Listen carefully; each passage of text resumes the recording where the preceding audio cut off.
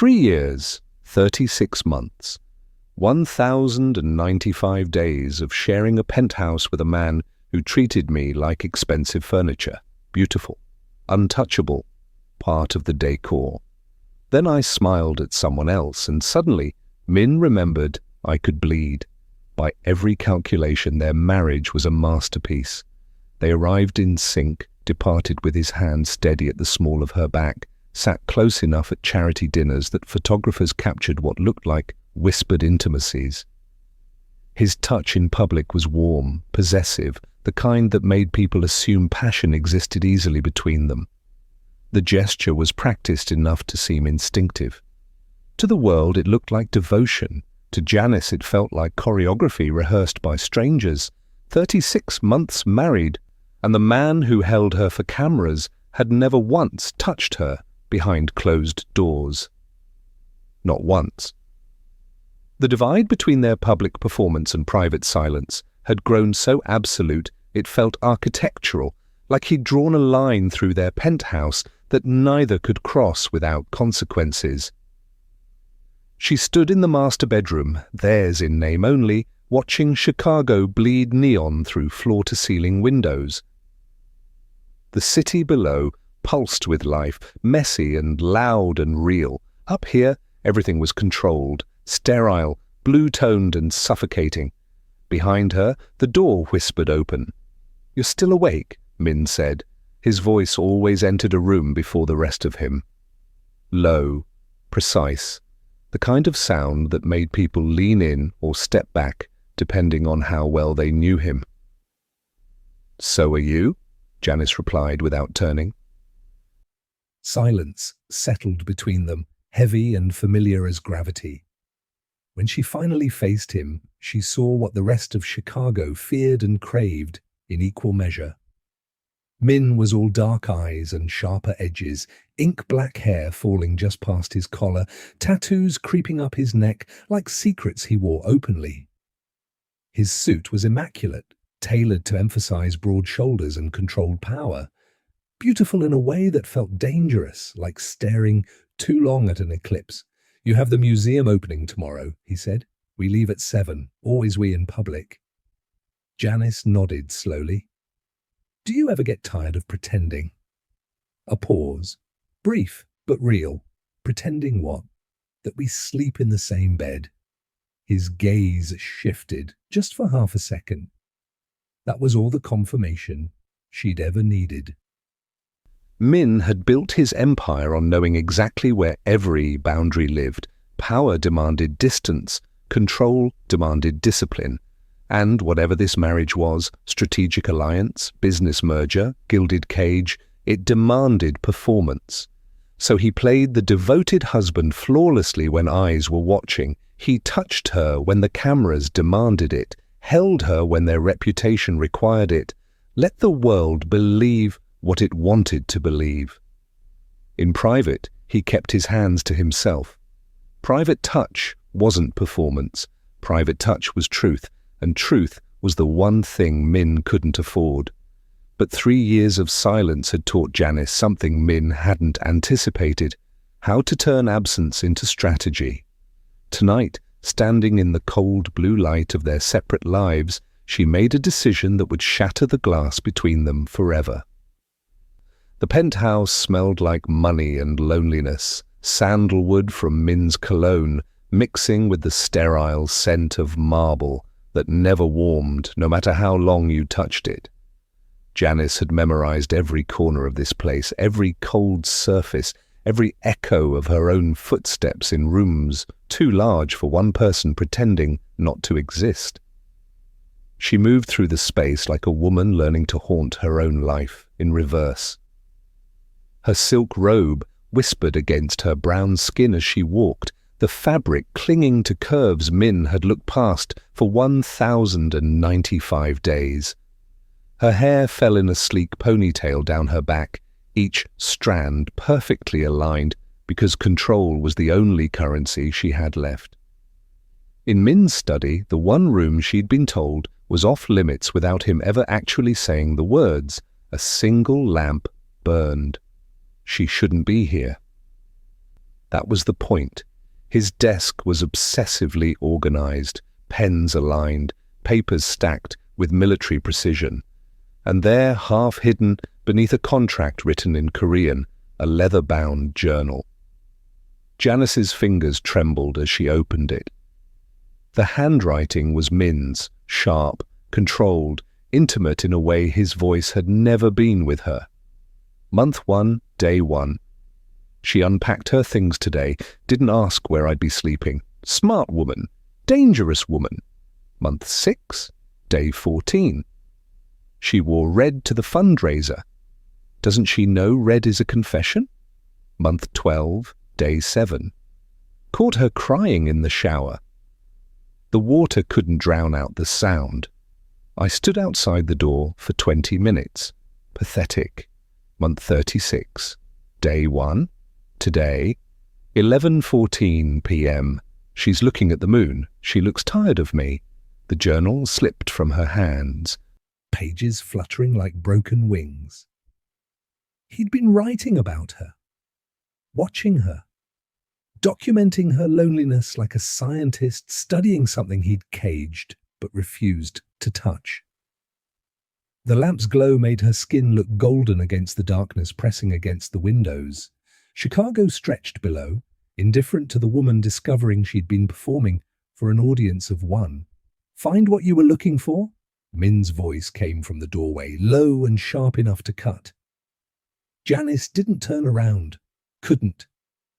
Her pulse hammered against her throat, visible, vulnerable, a tell she couldn't hide. How long have you been standing there? Her voice came out steadier than she felt. How long have you been reading my private thoughts? She faced him then. Min leaned against the doorframe, jacket discarded. Shirt unbuttoned, just enough to show the edge of ink decorating his collarbone. He looked tired, dangerous, like a man who'd stopped pretending he wasn't capable of burning the world down. Private, Janice repeated, tasting the word like poison. But that's rich coming from you. She moved toward the wall, fingers finding the small imperfection she'd discovered weeks ago, a tiny lens embedded in the crown molding, so subtle you'd miss it unless you were looking, unless you'd spent 3 years memorizing every inch of your prison. The cameras, she said softly, they're not connected to building security, are they? Min's jaw tightened. The only crack in his armor. They're connected to this room, to your desk, to the monitors, I'm guessing, are hidden in that cabinet you never let anyone touch. Her laugh came out broken. You didn't abandon me, Min. You've been watching me this entire time. The silence between them turned serrated. For your protection, he said finally. From who? Your enemies or yourself? He moved then, closing the distance between them in 3 strides. Min stopped just short of touching her, close enough that she could feel the heat coming off his body, smell the whiskey on his breath mixed with that damned sandalwood that haunted every room she tried to claim as her own. You want to know the truth? His voice dropped lower, intimate and cruel. I watched you because staying away was killing me, because every night I didn't touch you felt like discipline, and every morning I woke up knowing you were 20 feet away felt like punishment. Janice's breath caught. Then why? Because the day I marry someone, the day I claim them as mine in every way that matters, is the day I paint a target on their back so bright my enemies could see it from orbit. His hand lifted, hovering near her face but not quite touching. 3 years, Janice. 3 years of keeping you safe by keeping you separate. You kept me lonely, she whispered. There's a difference. His almost touch dropped. I know. Morning came wrapped in fog, the kind that made Chicago look like a city drowning in its own secret. Janice stood in front of her closet, choosing armor, a cream silk blouse, tailored black pants that made her legs look endless, gold hoops that caught light when she moved her head. Today, she had a meeting at a scent gallery, Today, she stopped being Mrs. Min in name only and became Janice again, the woman with an art history degree she'd buried under 3 years of playing invisible. Julian Reeves waited for her in his gallery, all charm and calculated warmth. He was handsome in an accessible way, brown skin a shade darker than hers, smile easy, eyes that crinkled when he laughed. Nothing like Min's glacial beauty. "You're exactly on time," Julian said, extending his hand. "I appreciate that." His palm was warm against hers. Steady, normal. "I appreciate the opportunity," Janice replied. They walked through the gallery, discussing acquisitions and exhibition schedules. Julian's enthusiasm was infectious, his passion for art genuine. He touched her elbow twice, once to guide her toward a painting, once to emphasize a point about negative space. Both times Janice felt eyes on her that had nothing to do with Julian. She glanced toward the gallery windows. Across the street, a black sedan idled, tinted windows, engine running, the kind of car that screamed money and menace in equal measure. "Everything all right?" Julian asked. Janice smiled. "Fine. Just thought I saw someone I knew." But when she looked again, the sedan was gone. That night, Min was waiting in the penthouse when she returned, not in his study, not in the neutral zones they'd established through 3 years of careful avoidance, in her wing, in her space. He sat in the chair by her window, backlit by city lights, looking like something carved from shadow and expensive regret. "Julian Reeves," Min said without preamble, "art consultant, gallery owner, federal agent." The words landed like bullets. "You're lying." Min pulled out his phone, swiped once, and turned the screen toward her. A dossier. Julian's face, his real credentials, FBI, Organized Crime Division, current assignment, infiltrate and dismantle the Min shipping empire. "I've known since the day you met him," Min said quietly. "I let it happen. I wanted to see if you'd betray me." Janice's hands curled into fists. "And? What's your conclusion?" He stood, moving toward her with that predatory grace that made her skin prickle with fear and something far more dangerous. "My conclusion," Min whispered, close enough now that his breath ghosted across her temple, "is that you're smarter than I gave you credit for. And more dangerous." The box arrived the next morning. Midnight blue velvet, tied with silver ribbon. No card, no explanation. Just the box sitting on Janice's vanity like a confession. Inside a necklace, diamonds arranged in a constellation pattern. Delicate and devastating. The kind of jewelry that marked you as owned. Janice lifted it from the velvet, watching light fracture through each stone. Beautiful, flawless, and wrong. She held it up to the lamp, angling the centerpiece diamond just right. There, barely visible unless you knew to look, a hairline seam. The stone was hollow. Technical. A transmitter disguised as a gift. A laugh bubbled up from somewhere dark in her chest. 3 years of surveillance, and now Min wanted her to wear his obsession around her neck, wanted her to carry his paranoia like jewelry. "Do you like it?" His voice came from the doorway. Again, always appearing like smoke, like he'd learned to move through walls. Janice met his gaze in the mirror. Min stood perfectly still, but his eyes, God, his eyes were molten. Desperate. The look of a man who'd spent 3 years starving himself and had finally decided hunger was a choice he didn't have to keep making. "It's beautiful," she said carefully. "What's the occasion? Does obsession need an occasion?" The honesty of it stole her breath. No pretense, no performance. Just the raw admission that he'd been watching her, wanting her, denying himself her for reasons that made sense to him alone. She fastened the necklace around her throat, feeling the weight of diamonds and surveillance settle against her collarbone. In the mirror, they looked like what they'd always been, a beautiful lie wrapped around an ugly truth. "There," Janice said softly. "Now you can hear every word I say, every breath I take. Does that make you feel safer, Min, or just more alone?" He crossed the room in seconds, his hand catching her wrist. The first time he'd truly touched her in 1,095 days. His grip wasn't gentle, it was possession finally acknowledged. "You think this is about safety?" His voice had gone rough, each word scraped raw. "You think I gave you that necklace to protect you? Then why?" His other hand rose, fingers ghosting along her jawline, tilting her face toward his. The touch was reverent and ruinous, 3 years of restraint cracking with each passing second. "Because I need to know you're real," Min whispered against her temple. "Because I've watched you through screens for so long, I've forgotten what you feel like. Warm. Alive." "Mine."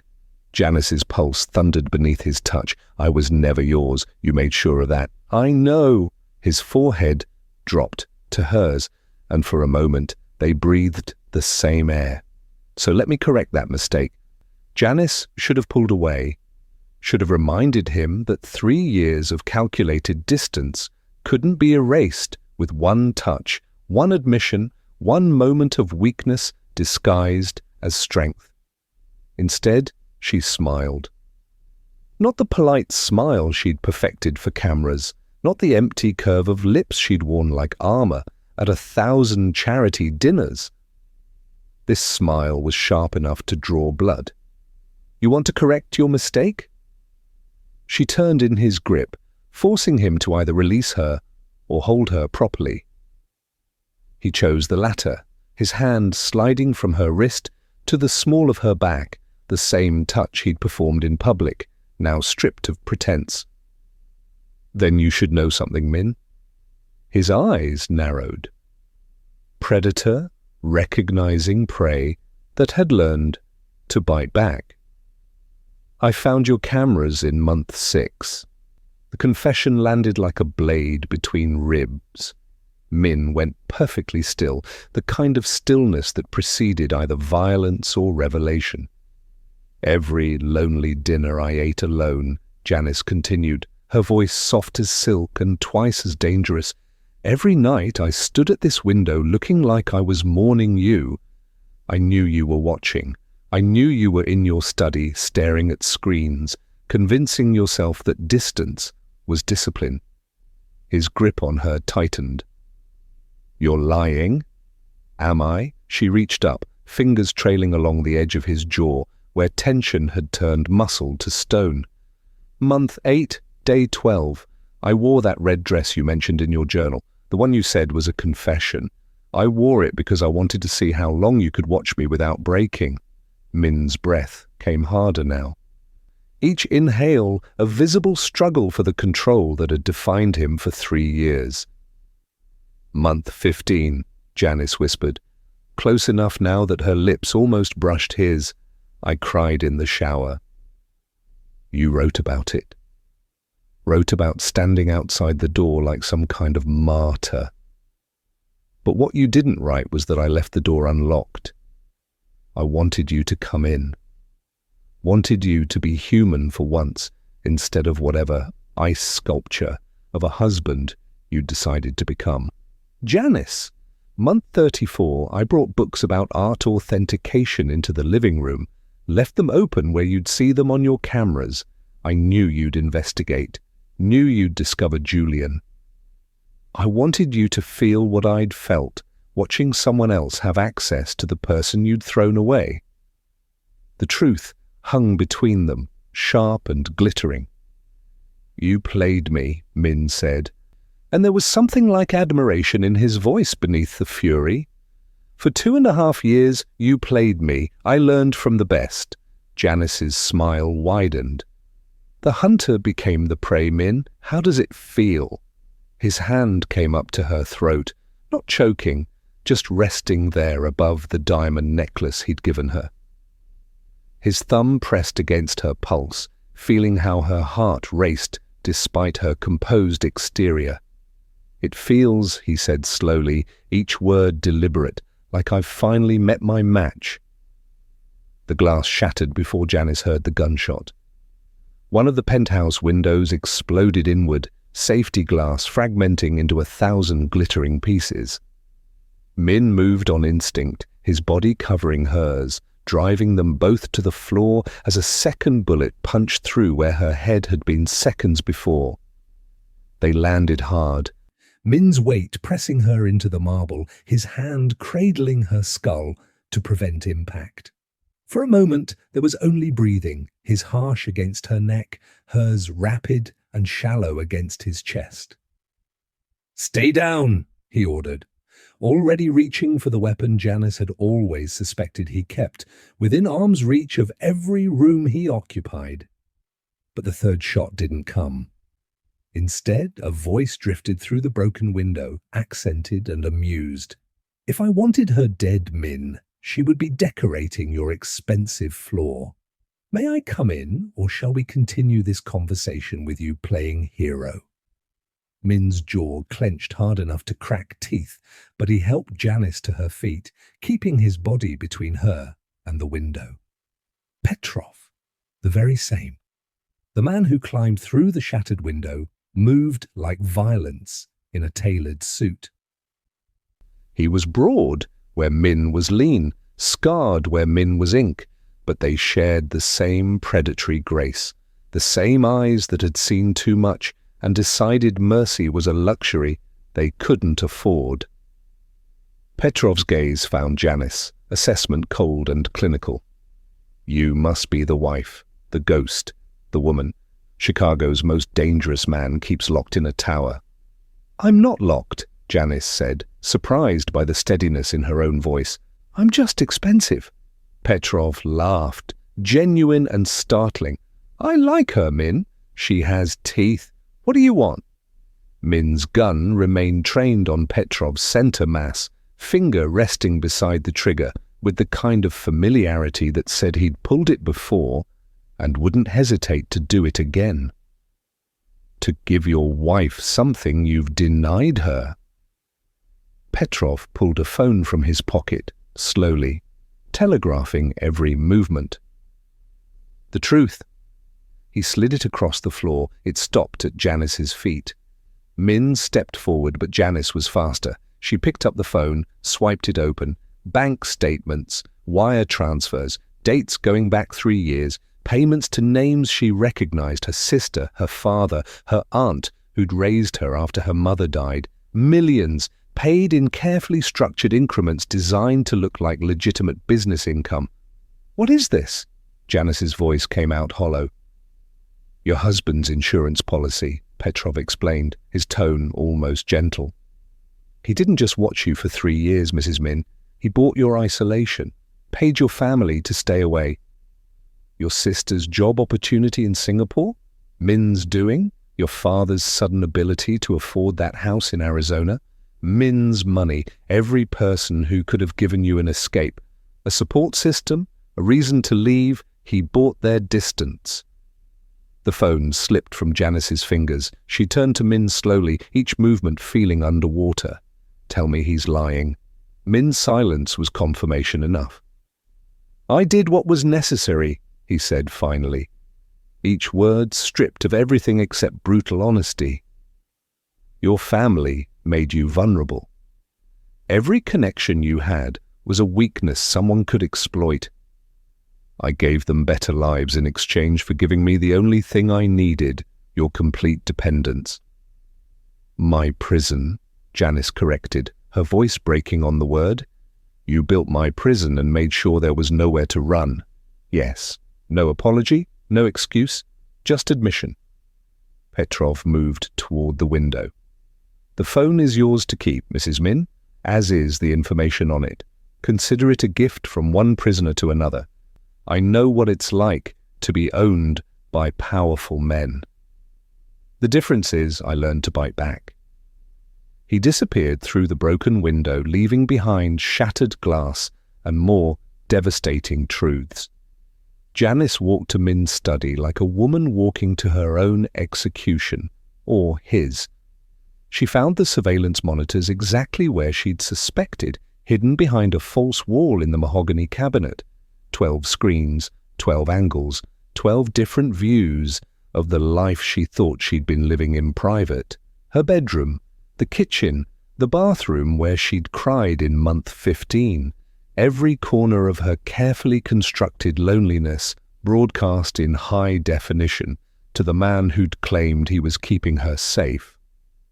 She picked up the first thing her hand found, a crystal decanter, heavy and expensive. And the first monitor shattered with a satisfying crack. The second exploded in a shower of sparks.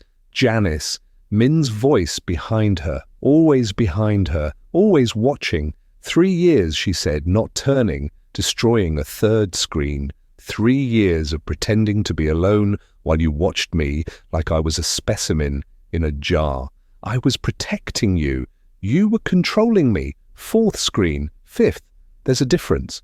He crossed the room in seconds, catching her wrist before she could destroy the 6th monitor.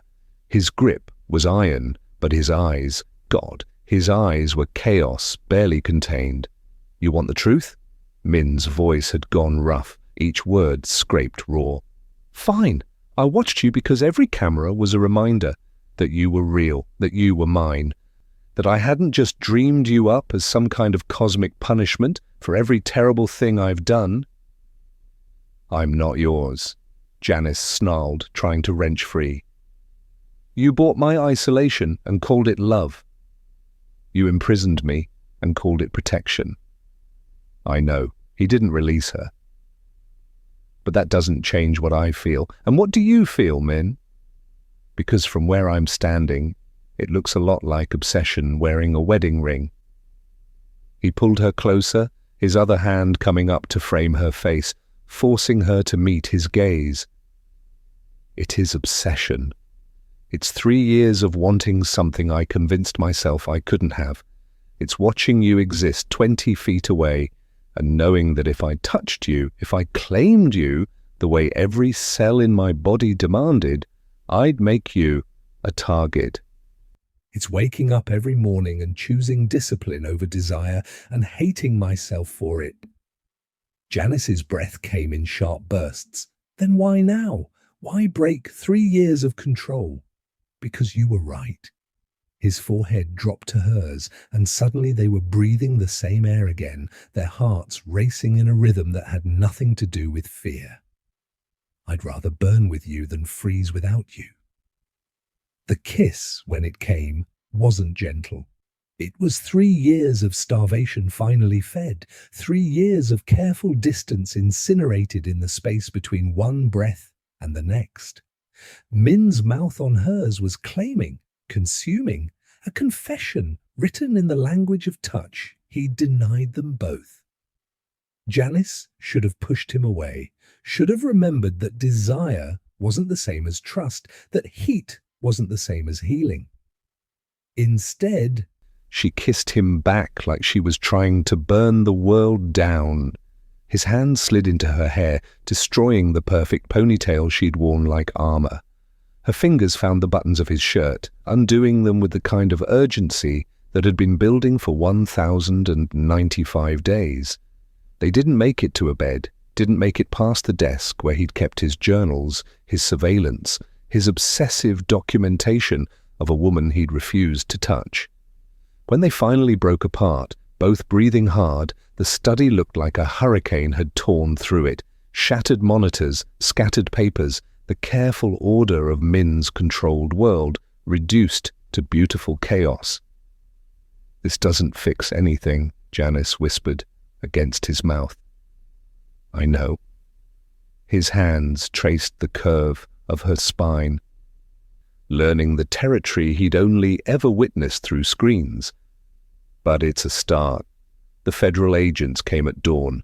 Julian led them, his gallery owner charm replaced by the cold efficiency of a man who'd been playing a role and was finally done performing. He had a warrant.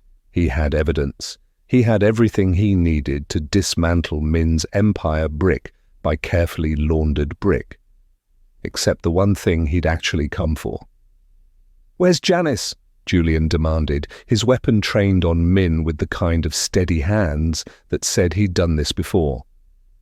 Min stood in the center of the penthouse living room, hands visible, face calm. "She's not here. Don't lie to me." Julian moved closer. "I know what you are. I know what you've done. And I know she's been trapped in this place for 3 years, isolated and controlled. I'm giving her a way out." "Are you?" A new voice, soft and dangerous. Janice emerged from the hallway, dressed in black silk that made her brown skin luminous in the early light. She looked like money and menace and power claimed rather than given. The diamonds at her throat caught the sun, Min's surveillance, his obsession, his confession, worn like a crown. Janice. Julian's weapon lowered slightly. "You don't have to protect him. Whatever he's told you, whatever he's done to make you think you're safe with him." "I know exactly what he's done," Janice interrupted. "I've known for 2.5 years. The cameras, the isolation, the systematic elimination of everyone in my life who could have given me an exit route." Julian's expression shifted to something like hope. "Then come with me. Witness protection, a new identity. Freedom from all of this. Freedom." Janice tested the word, tasting it like wine that might be poisoned. "You're offering me freedom in exchange for testimony that destroys the man I just spent 3 years learning to outmaneuver. He's a criminal, Janice? So am I." The confession hung in the air, sharp and glittering. Min turned slowly, and for the first time since Janice had known him, she saw genuine surprise on his face. "7 years ago," Janice continued, her voice steady despite the earthquake she was creating, "I was working as a junior accountant for a firm that laundered money for organizations significantly worse than Min's. There was an audit. A federal agent got too close. There was an accident. Julian's weapon came back up. What kind of accident? The kind that looks like a car went off a bridge in bad weather. The kind that closed an investigation before it could reach the people who paid my salary." She looked at Min then, something raw and real passing between them. "The statute of limitations on involuntary manslaughter is 3 years in Illinois. It expired at midnight." Understanding crashed over Julian's features. He knew. This whole time he knew what you'd done. "More than knew," Min said quietly. "I made sure the evidence that could have connected her to that night disappeared. Made sure no one looked too closely at a junior accountant who'd suddenly moved across the country. Made sure that when I married her 3 years ago, I was marrying someone who had exactly 36 months until she was free." And the isolation. Julian's voice had gone hoarse. "The surveillance? I was making sure she stayed alive long enough to reach that expiration date," Janice answered.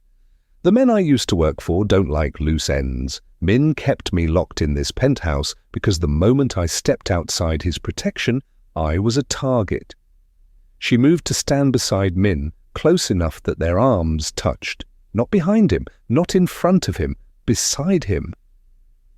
"So here's what's going to happen," Janice said, her voice carrying the kind of authority that came from surviving 3 years of isolation, and coming out sharper. "You're going to take your warrant and your federal investigation, and you're going to leave, because the woman you came to rescue doesn't exist. She never did." Julian looked between them, the mafia boss who'd isolated his wife to save her, and the wife who'd learned to turn obsession into power. "You're choosing him," Julian said, not quite a question. "I'm choosing me," Janice corrected. "He just happens to be useful." The federal agents left. The penthouse settled back into silence. Min and Janice stood at the floor-to-ceiling windows, watching the sun finish rising over Chicago. The statute expired, Min said finally. You're free now. Legally, financially, you could walk away from all of this. I could, Janice agreed. But where's the fun in that? She turned to face him, the diamonds at her throat catching light. You spent 3 years watching me, teaching me how power works, showing me that control is just another performance, and the person who recognizes the performance first wins the game. Her hand came up to trace the line of his jaw, the touch possessive in a way that made his breath catch. So here's the new rule, Janice whispered. You don't get to watch me anymore. You don't get to document my life like I'm a project to be managed. From now on, if you want to know what I'm thinking, what I'm feeling, what I'm planning, you ask, like I'm a person, like I'm your equal, like I'm dangerous enough to destroy you. Min's smile was slow. Dangerous? Genuinely amused. And if I don't agree to your terms, then I take everything I learned watching you watch me, and I build my own empire. One that makes yours look small. He pulled her close, his mouth finding hers in a kiss that tasted like new beginnings built on old obsessions. Welcome to the game, wife, Min murmured against her lips. I've been waiting 3 years for you to show up. They stood together in the wreckage of their carefully constructed distance. Two people who'd learned that sometimes love looked like surveillance. Freedom looked like choosing your cage, and power looked like a woman in diamonds teaching her husband that he'd never owned her. She'd just been waiting for the statute to expire. Chicago spread below them, bright and brutal and beautiful, a kingdom waiting to be claimed by a queen who'd built her throne in the dark. So Janice didn't need rescuing after all. She needed a statute of limitations and a husband twisted enough to play the long game with her. If this story of obsession, strategy, and two people too dangerous to love normally has you hooked, hit that subscribe button and drop a comment with the city you're watching from.